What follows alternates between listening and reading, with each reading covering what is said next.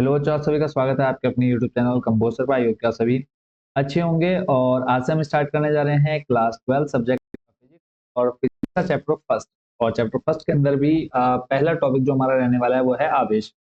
ठीक है, आवेश क्या होता है, इसके कितने प्रकार होते हैं, इसके गुण क्या है और इससे संबंधित कौन कौन से आपके टॉपिक जो है एग्जाम में पूछे जा सकते हैं, वो हम इसमें कवर करेंगे। बाकी इस चैप्टर फर्स्ट से आपके जो इंपॉर्टेंट टॉपिक बनते हैं वो भी मैं आप लोग को भी जल्दी डिटेल में बता दूंगा। बट आज ये जो फर्स्ट क्लास है उसमें हम बहुत ज्यादा डिटेल में नहीं जाएंगे, कुछ छोटे छोटे टॉपिक उठाएंगे और आवेश वाला जो टॉपिक है वो आज हम पूरा इस वीडियो में कवर करने वाले हैं। बाकी उसके बाद इसी चैप्टर से आपका कूलाम का नियम बनता है, कूलाम का नियम। और इसके अलावा आपका अक्षीय स्थिति, उसके बाद निरक्षीय स्थिति। ठीक है, और गाउस की प्रमेय और गाउस की प्रमेय से कूलाम का नियम वगैरह प्रूव करना, वो भी हम धीरे धीरे सारे टॉपिक आपके कवर करेंगे।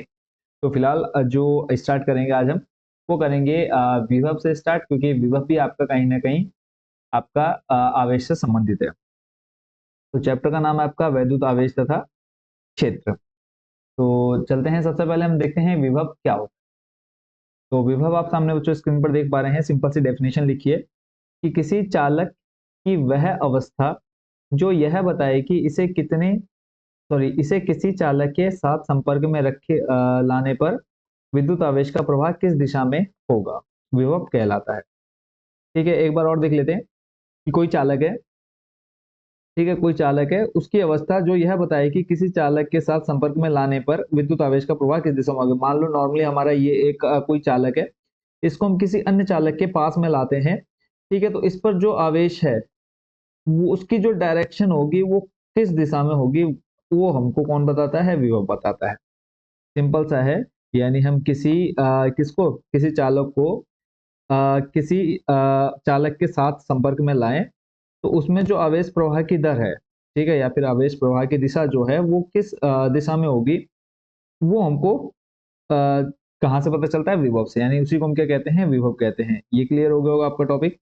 चलते हैं नेक्स्ट आपका स्थिर वैद्युतिकी। ठीक है, अब स्थिर वैद्युतिकी क्या है। तो स्थिर वैद्युतिकी से अभिप्राय किसी वस्तु की सतह पर निर्मित हुए विद्युत आवेश से है। सिंपली कोई हम वस्तु ले लेते हैं, कोई भी किसी भी प्रकार की आप वस्तु ले लीजिए। ठीक है, किसी वस्तु की सतह पर निर्मित हुए विद्युत आवेश, यानी इसकी जो सतह है या फिर सरफेस है, इस पर कितना विद्युत आवेश उत्पन्न हुआ या कितना विद्युत आवेश निर्मित हुआ, उसको हम क्या बोलते हैं, स्थिर वैद्युतिकी बोलते हैं। आवेश पदार्थ का अब उसके बाद आ जाता है कि आवेश क्या है। तो आवेश पदार्थ का वह गुण है जिसके द्वारा वह विद्युत प्रभाव एवं विद्युत चुंबकीय प्रभाव उत्पन्न करता है। ठीक है, सबसे पहले सिंपल अगर आपसे कोई क्वेश्चन पूछे कि स्थिर वैद्युतिकी क्या है, तो आप क्या बोलेंगे, किसी भी वस्तु पर या फिर किसी भी वस्तु की सतह पर निर्मित क्या वैद्युत आवेश क्या कहलाता है, स्थिर वैद्युतिकी कहलाता है। क्लियर हो गया। उसके बाद नेक्स्ट आपका यहीं से अगर हम बोलें कि आवेश क्या है, तो आवेश पदार्थ का वह गुण है जिसके द्वारा वह विद्युत प्रभाव, एक तो आपको ये मेन याद कर लेना है कि विद्युत प्रभाव, और उसके अलावा दूसरा जो है हमारा चुंबकीय प्रभाव। ठीक है, विद्युत प्रभाव एवं चुंबकीय प्रभाव उत्पन्न करता है, उसे हम क्या कहते हैं, आवेश कहते हैं। ठीक है, फिर चलते हैं नेक्स्ट आपका वैद्युत आवेश। वैद्युत आवेश क्या है। तो वैद्युत आवेश की खोज लगभग 600 ईसा पूर्व ग्रीस देश के मिलेटस में रहने वाले थेल्स ने की थी। क्योंकि एक नंबर में पूछा जा सकता है कि वैद्युत आवेश की खोज किसने की, तो सिंपल सा नाम है इसका, थेल्स। ठीक है, और कब की, 600 ईसा वर्ष, 600 ईस्वी पूर्व या 600 ईसा पूर्व। और किस देश के रहने वाले थे, ये ग्रीस देश के रहने वाले थे। और ग्रीस देश की किस जगह के, मिलिटस। तो ये दो तीन चीजें आप लोगों ने याद कर लेनी है, क्योंकि आपके जो फिजिक्स का पेपर बनता है उसमें आपके वैकल्पिक प्रश्न भी पूछे जाते हैं, अति लघु, लघु, दीर्घ, यानी शॉर्ट, वेरी शॉर्ट, एमसीक्यू, मतलब ये 4-5 टाइप के आपके क्वेश्चन आपके एग्जाम में बनते हैं। तो ये सारे मान लीजिए कि इन्हीं टॉपिक से आपके उठा करके बनाए जाते हैं कि बच्चे ने कितना डीपली पढ़ा है। तो आप बात करें कि वैद्युत आवेश की खोज कब हुई, 600 ईसा पूर्व। किस देश में, ग्रीस देश। किस जगह पर, मिलेटस। किस व्यक्ति ने, थेल्स। तो इसको आपने याद कर लेना है।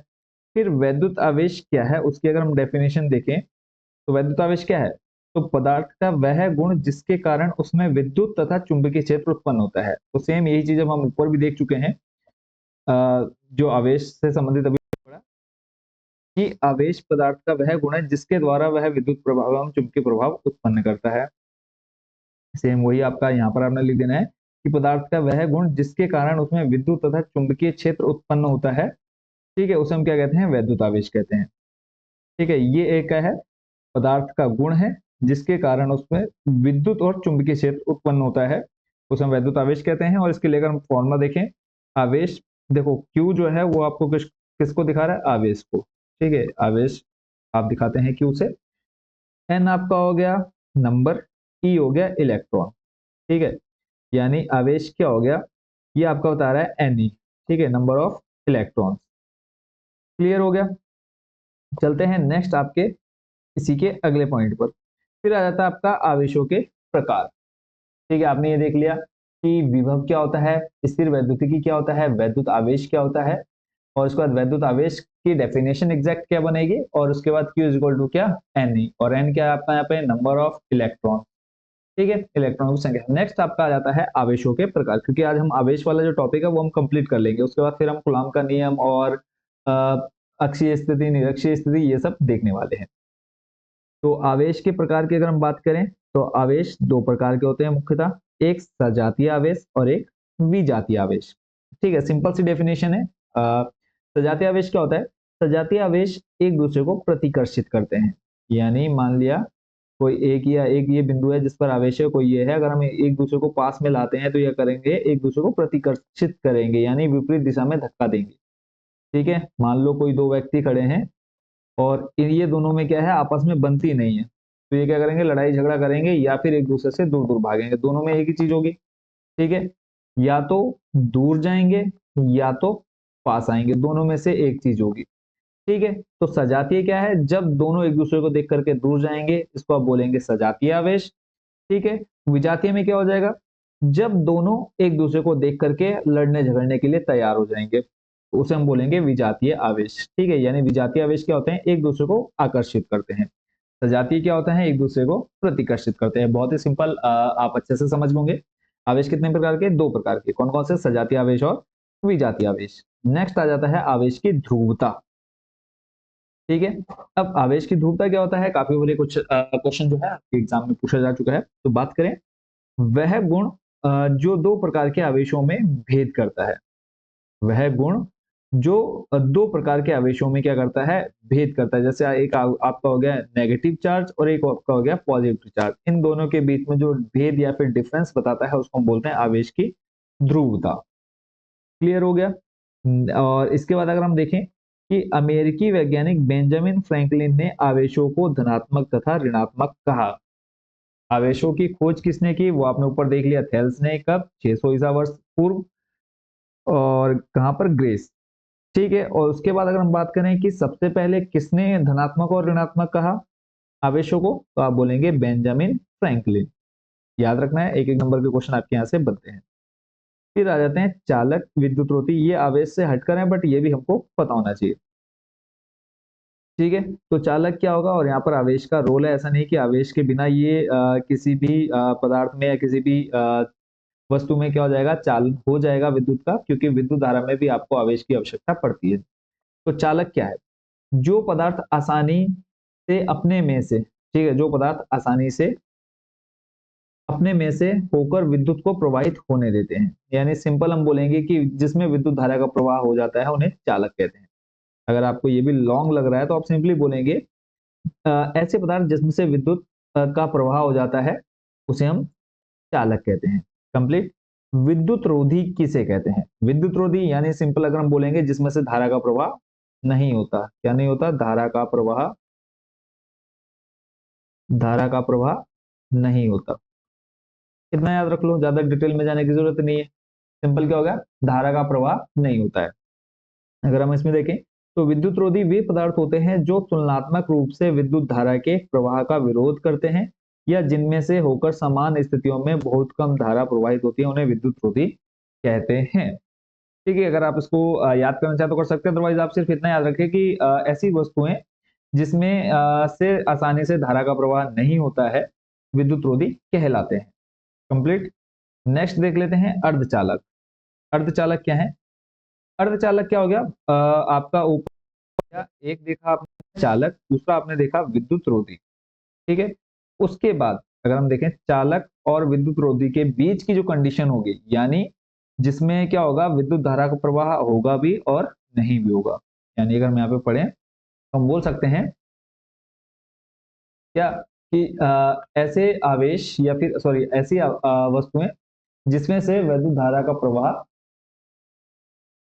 क्या होता है, धीमी गति से होता है, या फिर जिसमें धारा के प्रवाह में अवरोध उत्पन्न होता है, उसे हम अर्धचालक कहते हैं।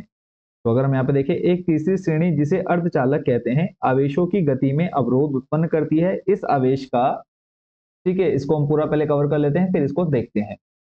तो इसमें आपने देख लिया कि ये क्या है, एक तीसरी श्रेणी है जिसे अर्धचालक कहते हैं, आवेश को गति में अवरोध उत्पन्न करती है। इस आवेश का परिमाण चालकों तथा विद्युत रोधियों के मध्यवर्ती होता है। यानी जो इसका रिजल्ट आएगा वो किस किस के बीच में आएगा? ये आपका रहता है चालक और विद्युत रोधी के बीच में। या अगर आप सिंपल से डेफिनेशन बोले तो चालक व अर्धचालक, चालक व कुचालक बोल सकते हैं, या विद्युत रोधी बोल सकते हैं। चालक व विद्युत रोधी के बीच की अवस्था को अर्धचालक कहते हैं। या फिर जिसमें से आप बोल सकते हैं कि जिसमें धारा का प्रवाह पूरी तरह से नहीं होता है, उसे हम क्या बोलेंगे? अर्धचालक बोलेंगे। क्लियर हो गया? अगला जो टॉपिक है उसमें देख लेते हैं वस्तु का विद्युतीकरण। अब कोई वस्तु है, उसका विद्युतीकरण कैसे होता है? तो दो वस्तुओं को परस्पर रगड़ने पर वस्तु के आवेशित होने को विद्युतीकरण कहते हैं। और ये काम आप लोगों ने बचपन में बहुत किया है। कैसे किया है? सिंपली आप लोगों ने क्या देखा होगा कि आपने कैप पहन रखी है, ठीक है, आपने कोई कैप पहन रखी है, और नॉर्मली ठंड के टाइम पर बच्चे अधिकतर आप लोगों ने किया भी होगा, प्रैक्टिकली अगर किया होगा कमेंट बॉक्स में जरूर बताएंगे कि आप लोग कैप पहनते हैं, और जब आप कैप पहनते हैं और उसके नीचे आपने छोटे छोटे टुकड़े आपने कागज के रख दिए, छोटे छोटे टुकड़े किसके? कागज के रख दिए। तो आप क्या देखते हैं, ये जो कागज होते हैं ये इसके अंदर चले जाते हैं, कैप के अंदर। तो उसका रीजन क्या है? एक तो वो हमारे बालों के साथ वो कंटिन्यू घर्षण हो रहा है, ठीक है, उसमें। तो उस घर्षण के कारण क्या हो रहे हैं, ये कागज क्या हो जा रहे हैं, आवेशित हो जा रहे हैं। सॉरी, कागज नहीं, ये कैप जो है वो क्या हो जा रही है, आवेशित हो जा रही है, जिसके कारण हम उसे क्या बोल रहे हैं, विद्युतीकरण कर रहे हैं उस अवस्था को। ठीक है, इतना क्लियर हो गया?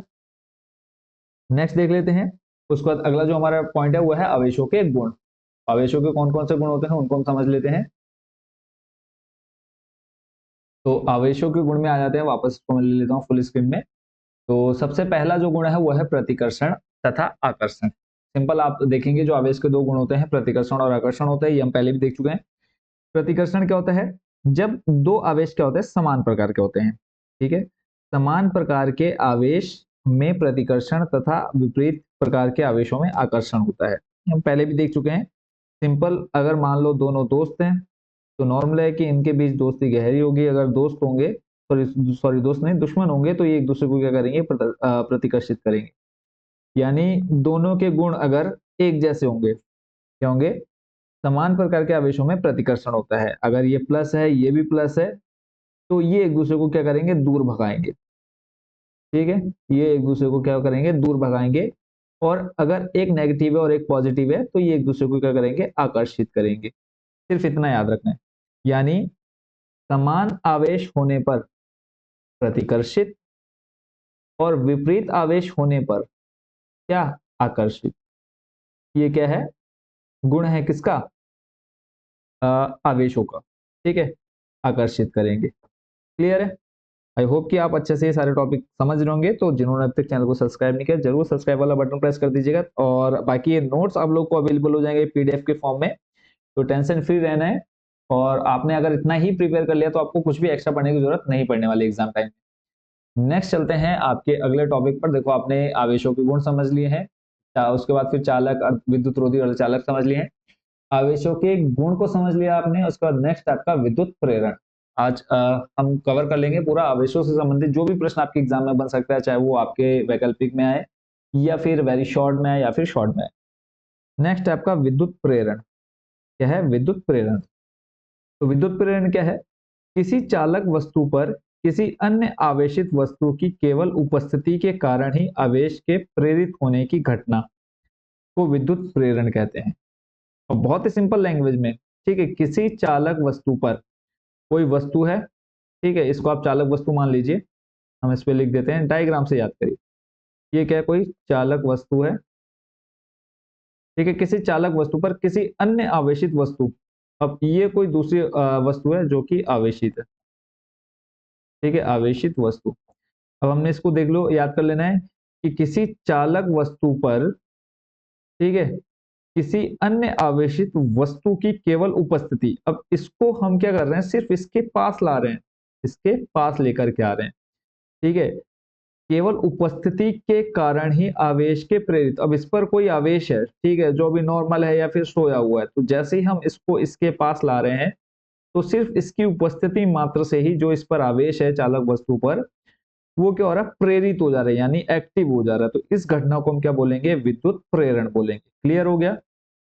कोई चालक वस्तु है जिस पर अभी आवेश जो है वो बिल्कुल न्यूट्रल है, ठीक है, कोई क्रिया नहीं कर रहा है, बट एक कोई अ, और वस्तु है जिस पर क्या है, आवेश एक्टिव है, तो जब हम इस आवेश को इस वस्तु के पास लाते हैं, यानी इस चालक वस्तु, आवेशित वस्तु को इस वाले वस्तु के पास लाते हैं जिस पर अभी आवेश क्या बिल्कुल न्यूट्रल है, ठीक है, कोई हरकत नहीं कर रहा है, जैसे इसके पास लाएंगे तो ये क्या हो जाएगा, आवेशित हो जाएगा, प्रेरित हो जाएगा इस पर आवेश, इसी को हम क्या कह रहे हैं, विद्युत प्रेरण कह रहे हैं। क्लियर हो गया? नेक्स्ट चलते हैं आवेशों के योग का गुण, इसको भी देख लेते हैं जल्दी से। तो आवेशों के योग का गुण क्या है, किसी निकाय, निकाय यानी वस्तु, ठीक है, किसी निकाय का कुल आवेश पृथक पृथक आवेशों का बीजीय योग होता है। यदि निकाय में पृथक पृथक आवेश Q1 Q2 Q3 Q4 हो तो निकाय का कुल आवेश कितना हो जाएगा, -1 होगा, ठीक है। एग्जाम्पल हम यहाँ पे ले लेते हैं, जैसे आपका Q1 हो गया आपका 1, फिर 2, फिर -3, 4, फिर -5, तो इनका जो बीज गणितीय आवेश आ जाएगा वो कितना आ जाएगा, -1 आ जाएगा। इसकी जगह पर आपको क्या कोई भी आवेश ले सकते हैं, सिंपल आपने डेफिनेशन याद रखनी है कि किसी निकाय का कुल आवेश पृथक पृथक आवेशों के बीज गणितीय योग होता है। यदि निकाय में पृथक पृथक आवेश हो तो निकाय का जो कुल आवेश होगा -1 हो जाएगा। सिंपली आपने क्या रखना है, जो कुल आवेश होगा, क्या करना है आपने, जो कुल आवेश होगा किसी वस्तु का पृथक पृथक आवेशों का बीजीय योग होता है, यानी मान लो Q1 plus Q2 plus Q3 है, ये आपका किसके बराबर होगा, कुल आवेश यानी Q के बराबर होगा। सिंपल आपने इतना याद इसको कर लेना है, ठीक है। चलते हैं नेक्स्ट आपके अगले पॉइंट पर। अगला पॉइंट है बच्चों आपका आवेशों का संरक्षण, ठीक है, आवेशों का संरक्षण। इससे पहले हमने क्या देखा, आवेशों के गुण देखे ना, आवेशों के गुण के अंदर ही बच्चों ये आपके पॉइंट चल रहे हैं, प्रतिकर्षण तथा आकर्षण, दूसरा आपका हो गया विद्युत प्रेरण, तीसरा हो गया आवेशों के योग का गुण, ठीक है, ये तीन आपने पॉइंट आवेशों के गुण के अंदर कवर कर लिया है। नेक्स्ट देख लेते हैं अगला 4th नंबर, आवेशों का संरक्षण। अब आवेशों का संरक्षण, ये चौथा गुण है आपका किसका, आवेशों का। बहुत ही सिंपल है, जहां पर भी संरक्षण शब्द आया यहाँ पर आपने सिंपल क्या याद रखना है, इसको ना तो हम नष्ट कर सकते हैं, मान लो ये आपका कोई आवेश है, इसको ना तो हम नष्ट कर सकते हैं और ना ही इसको हम नया बना सकते हैं, ठीक है, ना ही हम इसको पूरी तरह से नष्ट कर सकते हैं, ना ही इसको हम नया बना सकते हैं, बस इसको एक रूप से दूसरे रूप में परिवर्तित किया जा सकता है। मान लो कि ये आपका था एक रूप स्क्वायर में, ठीक है, इसको हमने चेंज कर दिया किसमें, सर्कल में। ये सिर्फ आपको समझाने के लिए, आवेश को हम ना तो बना सकते हैं ना नष्ट कर सकते हैं, एक रूप से दूसरे रूप में हम परिवर्तित कर सकते हैं, इतना आपने बस इसमें समझ लेना है। वही आपको यहाँ पर लिखा हुआ मिल जाएगा कि आवेश को ना तो उत्पन्न किया जा सकता है और ना ही नष्ट किया जा सकता है, आवेश को केवल एक वस्तु से दूसरी वस्तु में स्थानांतरित या फिर परिवर्तित या फिर बदला जा सकता है, ठीक है। उदाहरण एग्जाम्पल समझ लेते हैं और अच्छे से आप समझ जाएंगे इसको। रेशम के कपड़े की कांच, यहाँ पे आप देख लेंगे, और रेशम के कपड़े को कांच की छड़ के साथ रगड़ने पर आवेश कांच की छड़ से रेशम के कपड़े में स्थानांतरित हो जाता है। या फिर आप यहाँ पे कैप वाला एग्जाम्पल भी ले सकते हैं, जो भी मैंने थोड़ी देर पहले बताया वो भी ले सकते हैं। इसके अलावा आप और क्या ले सकते हैं एग्जाम्पल, जो आपने बचपन में किए होंगे, कई बार आप स्केल को अपने सिर पर रगड़ते हैं, ठीक है, स्केल पर रगड़ते हैं, फिर उसके ऊपर क्या करते हैं, आप कागज रख करके आप उसको आकर्षित करने की कोशिश करते हैं, तो सेम वही आपने यहाँ पर लिख देना है कि रेशम के कपड़े को कांच की छड़ के साथ रगड़ने पर आवेश कांच की छड़ से रेशम के कपड़े में स्थानांतरित हो जाता है। कंप्लीट। चौथा गुण, पहला गुण क्या, आकर्षण प्रतिकर्षण। उसके बाद दूसरा गुण था आपका विद्युत प्रेरण। तीसरा गुण था आपका आवेशों के योग का गुण। चौथा आपने देख लिया आवेशों का संरक्षण। पांचवा जो गुण है वो है कि आवेश की मात्रा पर वेग का कोई प्रभाव नहीं पड़ता है। यानी आवेश की मात्रा चाहे जितनी हो, उस पर वेग का कोई प्रभाव नहीं पड़ता। ये आपने गुण में याद रखना है। ठीक है, और वेग आई होप कि आप लोगों को अच्छे से पता हो। नेक्स्ट जो 6 पॉइंट है उसको देख लेते हैं। आवेश की क्वांटम प्रकृति, या फिर आप बोल सकते हैं मूल आवेश। तो किसी वस्तु पर आवेश इलेक्ट्रॉन पर आवेश के परिमाण के पूर्णांक गुणज के बराबर होता है। अब लगातार जब आप ये डेफिनेशन पढ़ेंगे तो आपको लगेगा कि पता नहीं क्या लिखा हुआ है। तो और थोड़ा सा सिंपल चलते हैं इसको। इलेक्ट्रॉन पर आवेश के परिमाण को मूल आवेश कहते हैं। बस इतना याद कर लीजिए, आप इसको छोड़ दो। अगर ऊपर वाला समझ में आ जा रहा है बहुत अच्छी बात है, नहीं तो आप सिंपली ये याद रखिए, इलेक्ट्रॉन पर आवेश के परिमाण, इलेक्ट्रॉन पर आवेश के, आवेश हम क्यों ले रहे हैं, तो इलेक्ट्रॉन पर आवेश के परिमाण को मूल आवेश कहते हैं। इसका मान, यानी जो आपका ये है, इसका जो मान है यानी E का जो फिक्स वैल्यू है वो कितनी है, 1.6 इंटू 10⁻⁹ कूलाम होती है। ये किसकी वैल्यू है बच्चों, E की वैल्यू है, तथा इसे हम E से प्रकट करते हैं। कितना क्लियर हो गया, यहाँ तक कोई डाउट नहीं, कोई क्वेश्चन अगर हो तो आप लोग जरूर कमेंट बॉक्स में पूछ लेंगे। तो नेक्स्ट देखते हैं अब। तो नेक्स्ट जो है आपका डेफिनेशन आपको याद होगी, और यहाँ पे अगर हम बात करें एक इलेक्ट्रॉन पर जो आवेश होता है वो कितना होता है बच्चों, 1.6 इंटू 10⁻⁹ कूलाम। याद रखना है, फिक्स वैल्यू होती है और इससे रिलेटेड आपके न्यूमेरिकल भी होंगे, और वहां पर आपको ये ई की वैल्यू पता होनी चाहिए। ठीक है, क्वेश्चन आ जाता है अल्फा कण पर आवेश कितना होता है, तो ये भी हम आगे देखने वाले हैं, और एक न्यूमेरिकल आपका यहाँ से बनता ही बनता है। आगे देख लेते हैं। आवेशों के गुण में आपने सबसे पहले प्रतिकर्षण तथा आकर्षण, फिर विद्युत प्रेरण, फिर आवेशों के योग का गुण देख लिया। उसके बाद आवेशों का संरक्षण 4 पॉइंट। फिफ्थ आपने देख लिया कि इस पर वेग का कोई प्रभाव नहीं पड़ता है। उसके बाद नेक्स्ट अगर हम बात करें, अभी हमने देखा जो वो है आपका जो फिफ्थ नंबर आपने देखा, आवेशों पर, आवेशों की मात्रा पर वेग का कोई प्रभाव नहीं पड़ता। नेक्स्ट सिक्स है आवेशों की क्वांटम प्रकृति या फिर मूल आवेश। ठीक है, कि मूल आवेश क्या होता है, तो मूल आवेश आप किसे बोलेंगे, इलेक्ट्रॉन पर आवेश के परिमाण को मूल आवेश कहते हैं। इसका मान 1.6 गुणा 10⁻⁻⁹ कूलाम होता है, तथा इसे ई से प्रकट करते हैं। इसी में आगे आप देख सकते हैं कि अतः हम कह सकते हैं कि भौतिक रूप से अस्तित्व रखने वाला कोई भी आवेश मूल आवेश का पूर्णांक गुणज होता है। ठीक है, सिंपल अगर आपको आवेश निकालना है तो Q इज इक्वल टू हो जाएगा आपका प्लस माइनस Ne। ठीक है, Ne आपका यहाँ पर क्या है, नंबर ऑफ इलेक्ट्रॉन्स, यानी इलेक्ट्रॉनों की संख्या, किसी भी आवेश पर कितने इलेक्ट्रॉनों की संख्या है वो आपका इस फॉर्मूले से आप बता सकते हैं। कंप्लीट हो गया। नेक्स्ट देख लेते हैं अगला टॉपिक। तो अगला टॉपिक बच्चों आपका है कूलाम का नियम। इसको हम देखेंगे नेक्स्ट और एक सिंगल वीडियो में। कूलाम का जो नियम है उसको हम एक ही पार्ट में देखेंगे, पूरा डिटेल से समझेंगे, क्योंकि जो आपका फिजिक्स है उसको अगर आप डिटेल में नहीं समझते हैं, बेसिक कॉन्सेप्ट अगर आपका क्लियर नहीं होता, तो आप एग्जाम में फिर कंफ्यूज आ जाता है, और एग्जाम में आपसे ऐसे ऐसे क्वेश्चन घुमा करके पूछे जाते हैं कि आप उसको ठीक से सॉल्व नहीं कर पाते हैं। तो फिलहाल आज की वीडियो में बच्चों इतने ही क्वेश्चन। आई होप कि आपने जितने भी आवेश के प्रकार देखे इनको आप अच्छे से समझ गए होंगे। बाकी अगर कोई क्वेश्चन, कोई डाउट आपके मन में होगा तो आप जरूर कमेंट बॉक्स में पूछेंगे। तो एक बार हम जल्दी से इसको रिवाइज कर लेते हैं कि अभी तक हमने कौन कौन से टॉपिक आज हमने इसमें कवर किए हैं।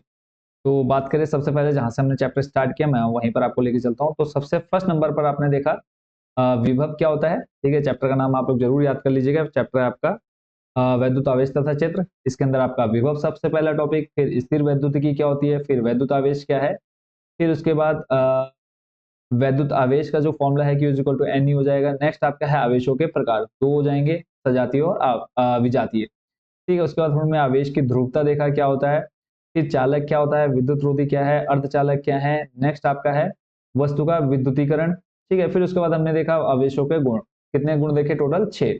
प्रतिकर्षण तथा आकर्षण पहला गुण, दूसरा हो गया विद्युत प्रेरण, तीसरा हो गया आवेशों के योग का गुण। उसके बाद चौथा हो जाएगा आवेशों का संरक्षण, पांचवा आपने देख लिया कि वेग का कोई प्रभाव नहीं पड़ता, छठा हो गया आवेशों की क्वांटम प्रकृति या फिर मूल आवेश। ठीक है, तो ये हमने इसके अंदर आज जितने टॉपिक अभी आपने देखे सारे हमने कवर किया। अब बात करें कि अगर आपको ये नोट्स चाहिए तो आप नोट्स कहाँ से ले सकते हैं, तो उसके लिए सिंपली आपने गूगल में जाना है, सर्च कर लेना है कंबोज सर। अगर आपको यही सेम नोट्स चाहिए और आपको नोट्स बनाने हैं, कंबोज सर आपने टाइप करना है और आपके सामने हमारी ऑफिशियल वेबसाइट आएगी। इस पर जैसे आप क्लिक करेंगे तो सबसे फर्स्ट नंबर पे आपको नोट्स का ऑप्शन मिल जाता है। अगर आप इसको मोबाइल में ओपन कर रहे हैं तो मोबाइल में आपके सामने यहाँ पर थ्री डॉट का ऑप्शन मिलेगा और यहाँ पर आपको नोट्स का ऑप्शन मिल जाएगा एनसीईआरटी सॉल्यूशन के जस्ट साइड में। नोट्स ओपन करने के बाद आप यहाँ से अपना सब्जेक्ट चूज करेंगे फिजिक्स। फिजिक्स पर क्लिक करने के बाद नेक्स्ट आपके सामने यहाँ पर जो नेक्स्ट पेज ओपन होगा वहाँ पर आपको सारे चैप्टर वाइज आपको यहाँ पर ऑप्शन मिल जाते हैं। तो यहाँ से आपने वैद्युत आवेश तथा क्षेत्र पर क्लिक करना है और जैसे आप इस पर क्लिक करेंगे ये आपको सारे नोट्स बने हुए इजिली मिल जाएंगे। ठीक है, तो इनको आप यहाँ पर अच्छे से याद कर सकते हैं और नोट्स बनाना चाहे तो यहाँ से बना सकते हैं। आई होप बच्चों पूरी प्रोसेस आप अच्छे समझ गए होंगे। मिलते हैं नेक्स्ट वीडियो में कूलाम के नियम के डिटेल सॉल्यूशन के साथ। Thank you so much watching for this video and best wishes for your bright future.